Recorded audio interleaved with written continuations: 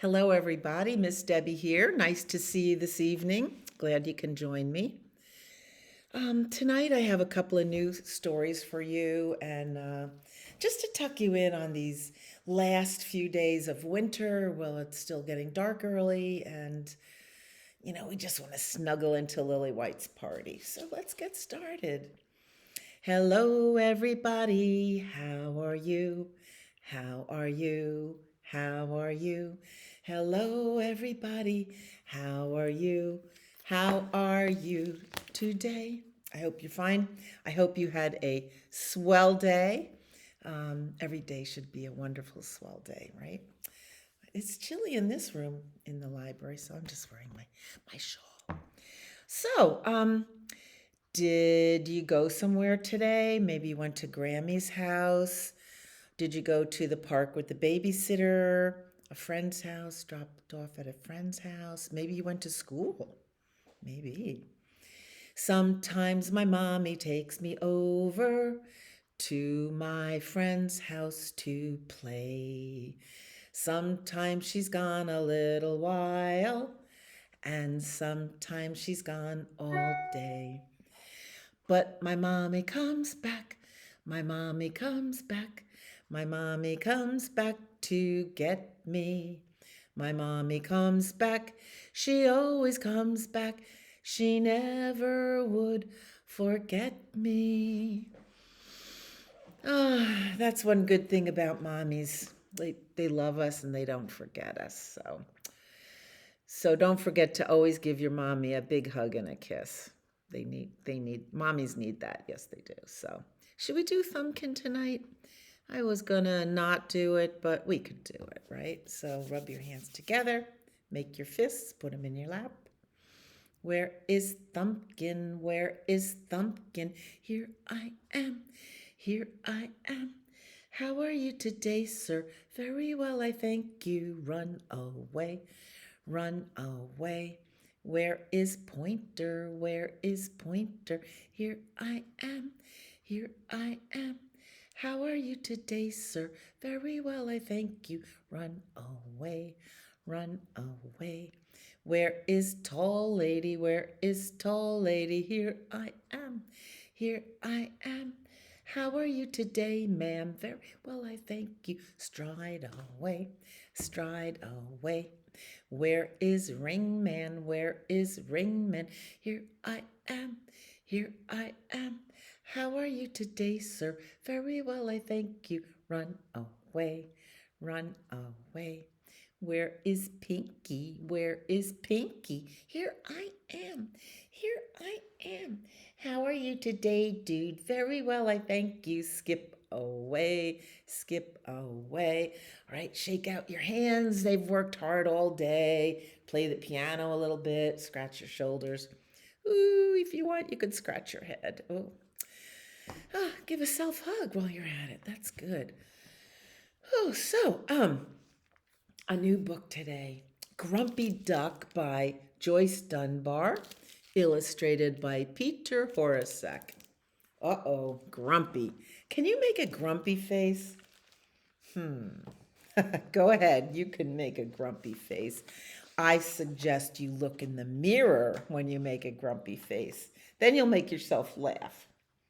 This is published by Candlewick Press, one of my favorite book publishers.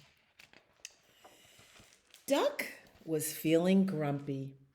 The pond was dry, so she couldn't paddle in it. She had no one to play with. A little gray cloud appeared on her head, just like this.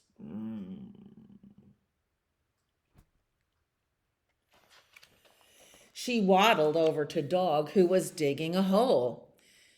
I've got no one to play with, she said to Dog. Well, you can play with me, said Dog, if you like digging holes. I don't, grumped Duck. Digging holes would make my feathers dirty. Uh-huh, Dog sighed, and the little gray cloud got bigger, bigger, and heavier. Pig was rolling in the mud. Look at that cloud following Duck around. I've got no one to play with, Duck said to Pig. Come and play with me, said Pig, in my gloopy puddle. No, thanks, grumped Duck. Ducks like water, not gloop. Oink, honked Pig. And the little gray cloud got bigger. Rooster was cock-a-doodle-doodling. I've got no one to play with, said Duck. You can play with me if you like, said Rooster. We could sing cock-a-doodle-doo chorus.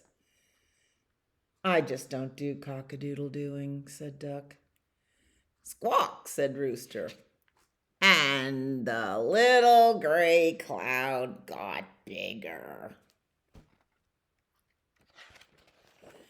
Rabbit was hopping around. I've got no one to play with, said Duck. Come and hop with me, said Rabbit. We can see who can hop the highest. You can, silly, grumped Duck. I'm not silly, said Rabbit. The little gray cloud wasn't little anymore. It was big.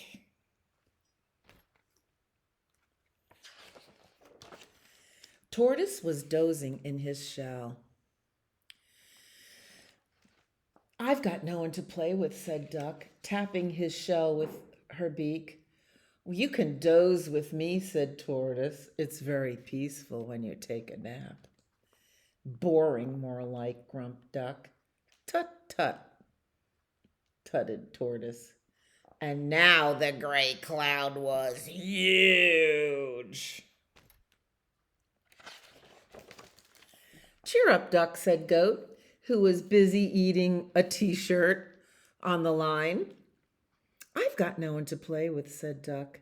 Share a snack with me, said Goat. Here's a tasty t-shirt. Ducks don't eat clothes, grumped Duck, and neither should goats. You'll get a stomach ache. Oh, well, I, grumbled Goat.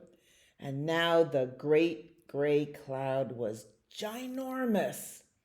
It was a great gray blob hanging low overhead. So now all of the animals were grumpy. Oh, big gray cloud over everyone. Then something strange began to happen. The great gray cloud turned blue and purple and yellow, kind of like a bruise, until it was black.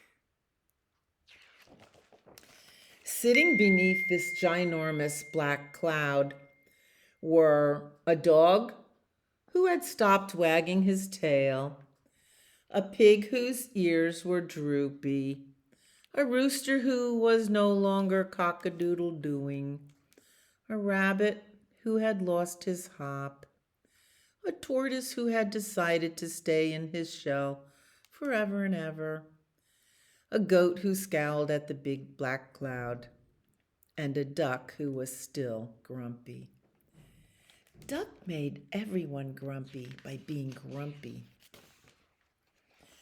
What sort of cloud was it? Was it a gloom cloud or a mood cloud? Was it a grumpy duck cloud? Would it blot out the sun forever? Could it burst? Suddenly there were splat, plop, plink, plitter, plat, dribble of rain, and it burst. Millions of big, shiny, wet, splashy raindrops. Duck spread her wings open wide. She splished and splashed and sploshed. Duck wasn't grumpy anymore.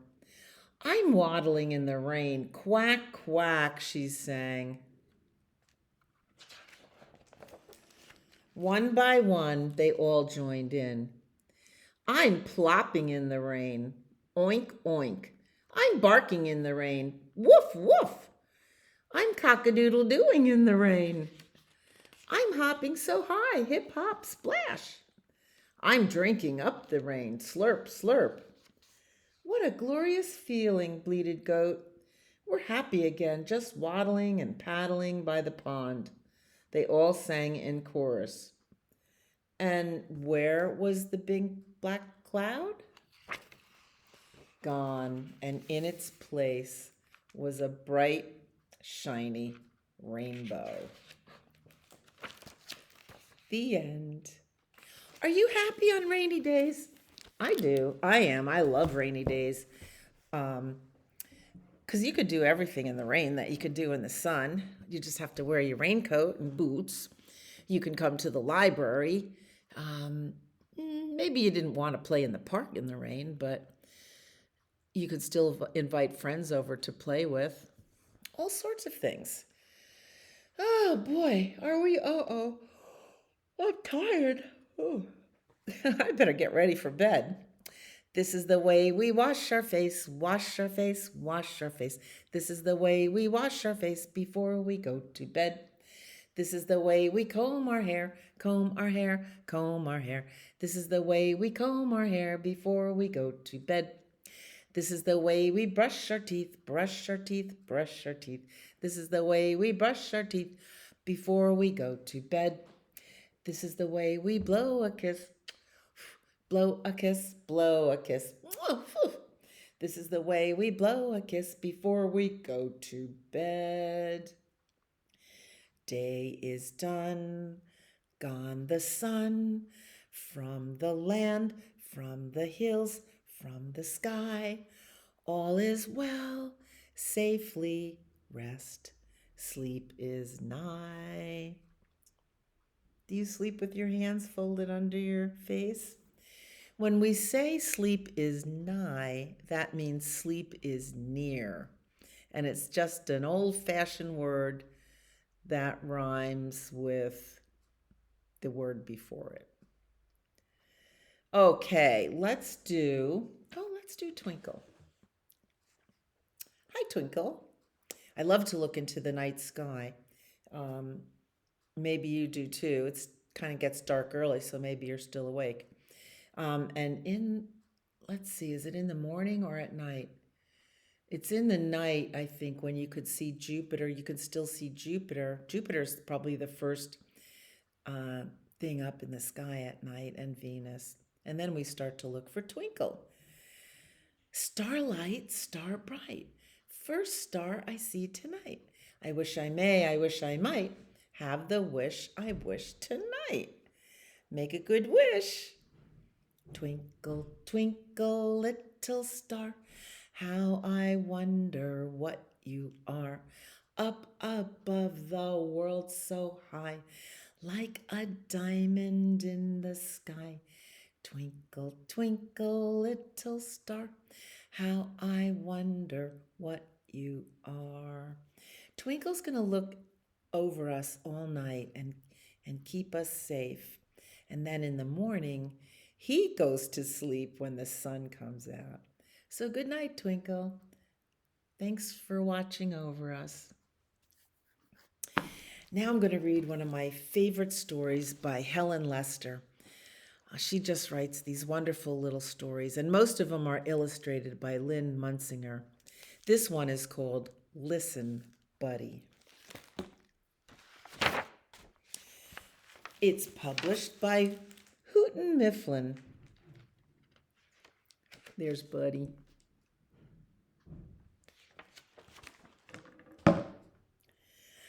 Buddy's father had a beautiful big nose. He was a great sniffer. Can you sniff with your nose? Buddy's mother had beautiful big teeth. She was a great chomper. Chomp, chomp. Buddy had beautiful big ears. It didn't matter. He didn't listen. When Buddy's parents sent him to the vegetable stand to get a basket of squash, he came home with a basket of wash. When they asked him to buy 15 tomatoes, he came home with 50 potatoes. He's just not listening. Buddy's father said, "Listen, Buddy, will you please bring me a pen?" "Who?" asked Buddy. "You," said his father. "Will you please bring me a pen?" "A what?" asked Buddy. "A pen," said his father. "Will you please bring me a pen?" "Sure," said Buddy. And Buddy's father said, "Listen, Buddy." Because what did Buddy bring? A hen. He wasn't listening at all. Buddy's mother, look at Buddy watching TV. Buddy's mother said, "Listen, Buddy, will you please get me a slice of bread?" "Who?" asked Buddy. "You," said his mother. "Will you please get me a slice of bread?" "A what of what?" asked Buddy. "A slice of bread," said his mother. "Will you please bring me a slice of bread?" "Sure," said Buddy. And Buddy's mother said, "Oh, listen, Buddy. He brought a slice of bed. How is he going to go to bed tonight if he sawed up his bed?" Somehow, Buddy's mind was always wandering too far away from those beautiful ears. His parents tried yelling, "Listen, Buddy." They tried whispering, "Listen, Buddy." Nothing worked. One day, Buddy got permission to go for a long hop. He had never before been allowed to go beyond the vegetable stand. "Listen, Buddy," his parents warned him. "Just remember that at the end of the road there are two paths. The path to the left will lead you around the pond and back home. But the path to the right will lead you to the cave of the scruffy varmint. And that scruffy varmint has a nasty temper, so be sure to take the path to the left." "Right?" asked Buddy. "Left," said his parents. "Right," said Buddy, and with a salute of his paw, he hopped away. Feeling very grown up, Buddy hopped along, past the vegetable stand, and on to the end of the road. "Now let's see," he pondered. "Was I supposed to go left or right? Or right or left? Which way do you think leads to the scruffy varmint? One path has flowers on bushes, and one path has like bramble bushes and garbage. Look at that old tire and dead trees." Well, Buddy thought as hard as he could. "The last thing I said was right, so that must be right." And right he went. 25 hops later, Buddy discovered that right was wrong. There in front of his cave was the scruffy varmint, doing scruffy things that varmints do, like snarling, mussing his hair, rubbing dirt on his knees, and scratching a whole lot of itches. At his feet was a large soup pot. "What are you going to do with that soup pot?" asked Buddy. There's Buddy. "What do you think? What does one usually do with a soup pot, big pie?" replied the scruffy varmint not too kindly. "I'm going to make some soup." "Some what?" asked Buddy. "Soup," snarled the scruffy varmint. Buddy had forgotten his parents' warning about the scruffy varmint. He asked eagerly, "May I help?" The scruffy varmint was not fond of having company, but with help he'd have his soup sooner. So he said, "All right, Bunny Rabbit, come help me gather firewood." "Who, what?" asked Buddy. "You, firewood." Buddy eagerly hopped ahead of the scruffy varmint. Very gently he gathered a large prickly bundle which he held out proudly. Roughly, the scruffy varmint grabbed the bundle and it pricked his fingers.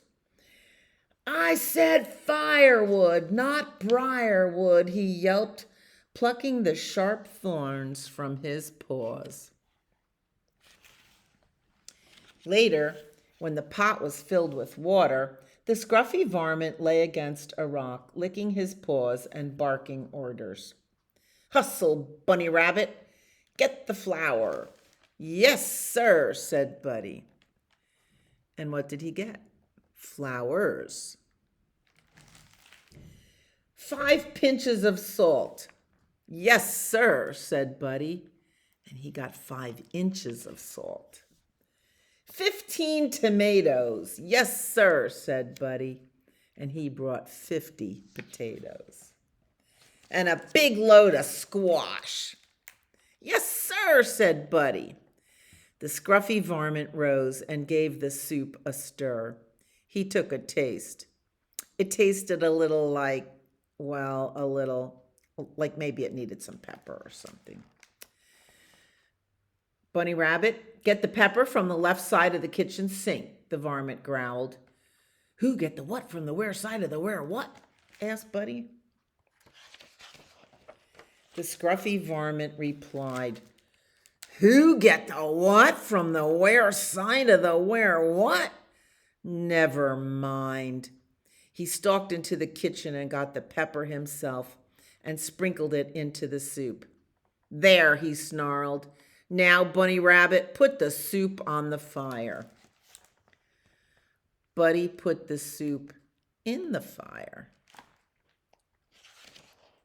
The fire went hiss, and so did the scruffy varmint. I'll teach you, he howled. I will have soup, Bunny Rabbit soup, and I know just the bunny to use, the Bunny Rabbit who never listens. Oh, Buddy listened all right. He also hopped very, very, very fast, faster than he had ever hopped in his life. He whizzed up the road, past the vegetable stand, and into the safety of his house. Ooh, there's the scruffy varmint chasing him.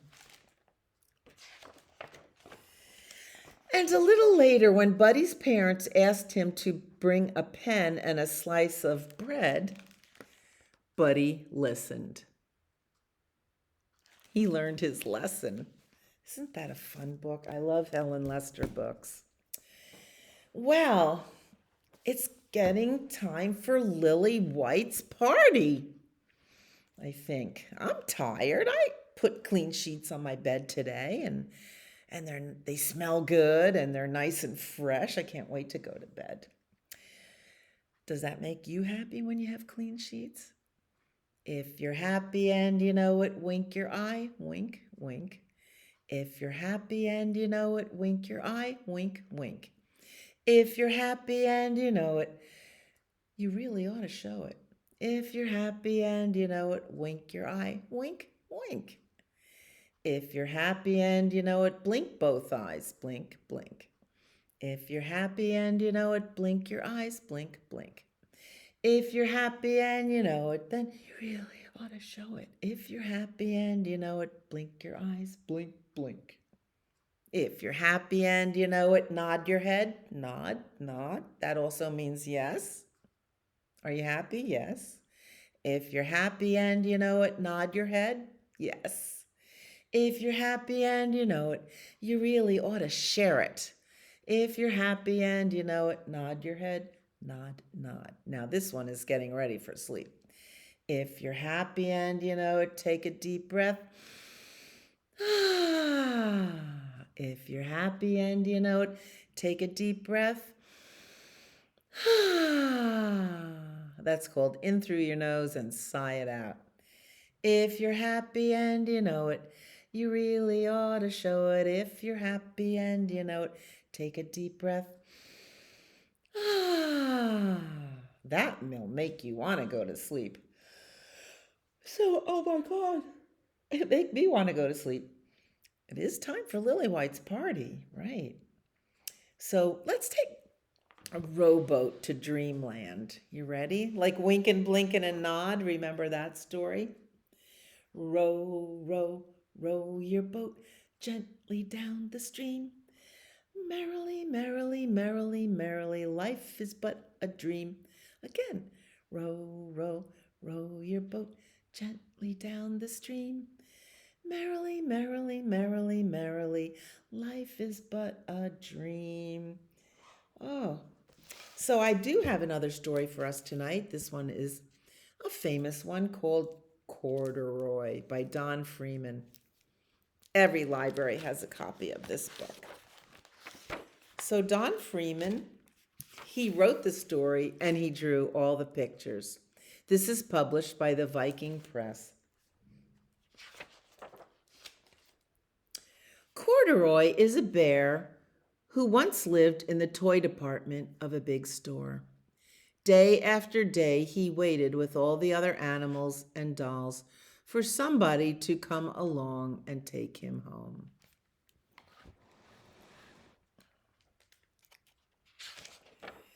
The store was always filled with shoppers buying all sorts of things, but no one ever seemed to want a small bear in green overalls. Then one morning, a little girl stopped and looked straight into Corduroy's bright eyes. "Oh, Mommy," she said, "look, there's the very bear I've always wanted." "Not today, dear," her mother sighed. "I've spent too much already. Besides, he doesn't look new. He's lost the button to one of his shoulder straps." Corduroy watched them sadly as they walked away. "I didn't know I'd lost a button," he said to himself. "Tonight I'll go and see if I can find it." Late that evening, when all the shoppers had gone and the doors were shut and locked, Corduroy climbed carefully down from his shelf and began searching everywhere on the floor for his lost button.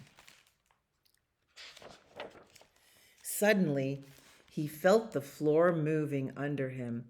Quite by accident, he had stepped onto an escalator and up he went. Could this be a mountain, he wondered? I think I've always wanted to climb a mountain. He stepped off the escalator as it reached the next floor, and there before his eyes was a most amazing sight. Tables and chairs and lamps and sofas and rows of beds. "This must be a palace," Corduroy gasped. "I guess I've always wanted to live in a palace." He wandered around, admiring the furniture. "This must be a bed," he said. "I've always wanted to sleep in a bed." And up he crawled onto a large, thick mattress. All at once, he saw something small and round. "Why, here's my button," he cried. And he tried to pick it up, but like all the other buttons on the mattress, it was tied down tight. He yanked and pulled with both paws until pop, off came the button, and off the mattress Corduroy toppled. There's the button going flying. Ooh, it's crashing into a lamp. And over the lamp fell with a crash. Corduroy didn't know it, but there was someone else awake in the store. The night watchman was going his rounds on the floor above. When he heard the crash, he came dashing down the escalator. "Now, who in the world did that?" he exclaimed. "Somebody must be hiding around here," as he saw the lamp knocked over. He flashed his light under and over sofas and beds until he came to the biggest bed of all. And there he saw two fuzzy brown ears sticking up from under a cover. "Hello," he said. "How did you get upstairs?" The watchman tucked Corduroy under his arm and carried him down the escalator and set him on the shelf in the toy department with the other animals and dolls. Do you see the other animals and dolls are all sleeping? Their eyes are closed. Corduroy was just waking up when the first customers came into the store in the morning. And there, looking at him with a wide, warm smile, was the same little girl he'd seen only the day before. "I'm Lisa," she said, "and you're going to be my very own bear. Last night I counted what I've saved in my piggy bank, and my mother said I could bring you home." "Shall I put him in a box for you?" the sales lady asked. "Oh, no, thank you," Lisa answered, and she carried Corduroy home in her arms. She ran all the way up 4 flights of stairs into her family's apartment and straight to her own room. Corduroy blinked. There was a chair and a chest of drawers, and alongside a girl-sized bed stood a little bed just the right size for him. The room was small, nothing like that enormous palace in the department store. "This must be home," he said. "I know, I've always wanted a home." Lisa sat down with Corduroy on her lap and began to sew a button onto his overalls. "I like you the way you are," she said, "but you'll be more comfortable with your shoulder strap fastened." "You must be a friend," said Corduroy. "I've always wanted a friend." "Me too," said Lisa, and gave him a big hug. The end. Isn't that a beautiful, sweet story? Isn't that a good bedtime story? Ah, that'll give you sweet dreams. Now, really, it's time to go hippity hop to bed. "I'd rather stay up instead," you say? When mother says must, there's nothing but just go hippity hop to bed. Skidamarinka-dink-a-dink, skidamarinka-doo. I love you. Skidamarinka-dink-a-dink, skidamarinka-doo. I love you. I love you in the morning and in the afternoon. I love you in the evening and underneath the moon. Oh, skidamarinka-dink-a-dink, skidamarinka-doo. I love you. Cha-cha-cha. Well, I wish you sweet dreams, a good night's sleep, and a wonderful day tomorrow when you get up. All right? And I'll see you next time. Come see me at the library. All right? Bye.